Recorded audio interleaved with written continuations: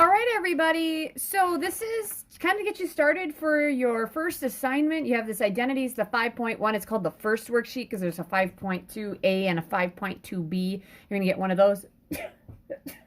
Excuse me. Woo. Next week. So this is usually the first one, and I usually do this whole worksheet in class. So I'm roaming around and I'm helping you with things. But yeah, I can't do that this year. So I thought I would kind of get you started with a couple. So I picked 3 of them, and I might finish them, but I might not finish them. I'm kind of winging this thing. Now, just so you know, when I give you the key, those are the ways that I did it the first time, but I do things differently, and you guys can too. It's totally fine. I wouldn't even check your homework if you feel confident in things. I wouldn't even check it unless you don't know what's going on. All right. So that would be the only reason I would even look at my homework or the key is if I couldn't figure out how to even start something. So when I am looking at something like number 2. So for number 2, I have 1 over the cosine equals the tangent over the sine. Oh my gosh, that's a lot of stuff. I want to change the left side to the right, and the thing I really kind of don't like about it is because there's a sign in the denominator. So I'm kind of feeling like I have to multiply the left side by a form of 1, which would be the sine over the sine, and see what happens. Okay, so when I do that, I have the sine over the sine times the cosine. And I forgot my thetas. This worksheet, I think, is mostly all in thetas. All right, so that really doesn't help me with anything other than, yeah, it kind of does. So I'm going to be done with that now, you guys, because at this point in this problem, I'm seeing what I need to circle, and I know what I have on the right side. So you should be able to figure it out at that point. But that's what I saw. I saw there was a sign in here, so I said, oh, let's multiply by the sine times the sine. And honestly, I should have the sine of theta over the sine of theta. I know that's a super picky thing. I'm not going to mark it wrong. But I feel like since I'm the teacher, I probably should get that right.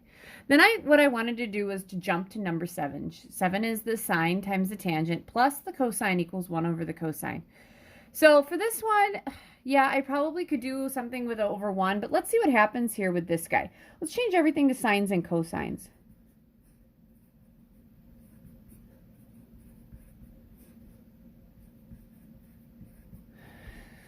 All right, so looking at that, okay, I would have something like this, the sine squared of theta over the cosine of theta plus the cosine of theta.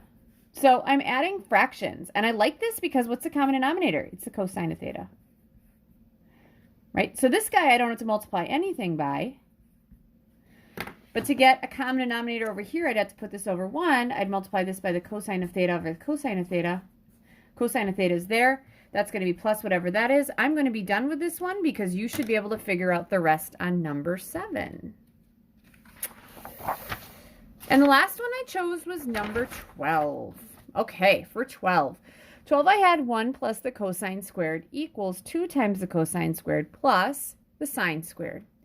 So I think I helped a pre-calc kid with something like this. And one of the things we forget is that since the sine squared of theta plus the cosine squared of theta equals 1. Okay, so every time you're looking for sine plus cosine, or sine squared plus cosine, you're changing it to 1. A lot of the times you forget that if we see a 1, we can put this in for the 1. And that, I think this is one of those instances. So I'm going to change this 1 to the sine squared of theta plus the cosine squared of theta plus the cosine squared of theta. And that's going to be it for my help on that one. That rarely happens that I want to use the 1, but you know what? It's there. Why not use it? So like I said, when you do this thing, this one is not the most difficult worksheet in the world. The next one is going to be a little more difficult.